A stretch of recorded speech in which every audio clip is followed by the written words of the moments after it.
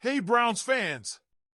A new signing has been confirmed to the Browns team that has generated a lot of buzz around the web, and I'll give you all the details. But before we dive into the details of the Cleveland Browns' latest move, make sure to hit that like button right now so you don't miss out on the latest news and updates about your favorite team.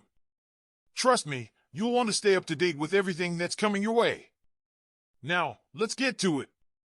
The Cleveland Browns made a move to bolster their quarterback core after a heartbreaking 41-32 loss to the Denver Broncos on Monday night. It was a game that had everything, including a record-breaking 497 yards from Jameis Winston, but also a painful reminder of the quarterback's ongoing struggles with turnovers. And on the heels of that loss, the Browns made the decision to re-sign veteran quarterback Bailey Zappe to their 53-man roster. So what's going on here?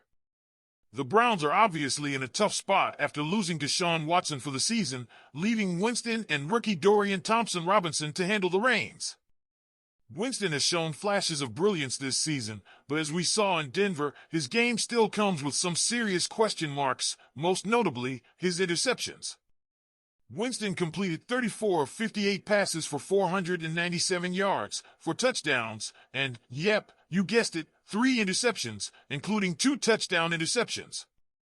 Talk about a roller coaster of a performance. Despite those turnovers, the Browns seem committed to Winston as their starter for now, mainly due to his ability to move the ball downfield and ignite the offense.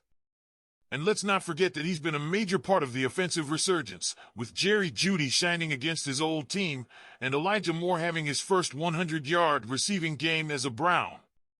But the question remains, can Winston clean up those turnovers? The Browns front office seems to believe in Winston's potential, but they also know that securing a third quarterback is crucial. That's where Bailey Zappe comes in. Zappe was originally released by the Browns before Monday night's game, but now, after clearing waivers, he's back with the team. He had been with the Kansas City Chiefs practice squad before the Browns signed him on October 22nd. Zappe has had some starting experience with the New England Patriots, including last season where he started 6 games, throwing for 1,114 yards, 6 touchdowns, and 7 interceptions. So why is Zappe back on the roster? Simply put, the Browns need depth, and with Winston's ups and downs, they need a reliable backup. It's clear that Zappe has a good understanding of the game, and while he hasn't yet played for the Browns, he could be called upon if the need arises. With a matchup against the Pittsburgh Steelers coming up, and the team's playoff hopes looking slim, having an experienced third option in Zappe is a smart move. Now, let's talk about Winston. After that loss to Denver, he went viral with his comments, saying, "I'm just praying for the Lord to deliver me from pick sixes." You can feel the frustration there, and honestly, a lot of us are probably praying the same thing. Winston's gunslinger mentality has brought excitement to the Browns' offense, but it's also brought its fair share of headaches. 2 of his interceptions in the Broncos game were returned for touchdowns, and that's something the Browns just can't afford moving forward. Head coach Kevin Stefanski addressed Winston's play on Monday, acknowledging the importance of learning from each turnover. "Every game, you go into it wanting to be productive in the pass game while taking care of the football," Stefanski said. "He's not going to be perfect. You're going to miss throws. That's part of playing this position. You need to learn from each one of those. And that's the thing with Winston, he's always going to take risks, and you can't completely take that away from him. But can he learn to be more cautious at the right times? If he can minimize the costly mistakes, he has the tools to be a very effective quarterback." That brings us to the Steelers game. Pittsburgh's defense has been relentless this season, ranking in the top 5 in interceptions. Jameis Winston will have to be on his best behavior if the Browns want to pull out a win. The pressure is on him to limit the turnovers, especially with the likes of Minkah Fitzpatrick and Alex Highsmith lurking in the secondary. The Steelers' defense will be looking to capitalize on any mistake Winston makes, so it's going to be a battle of wits and patience. Now, let's get to the big picture. Despite all the turnovers, Winston's big plays and resilience in tight situations have been the difference for the Browns.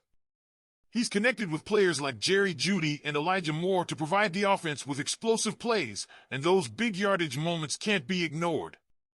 The Browns' passing game has come to life under Winston, and if he can clean up the mistakes, there's hope for more fireworks.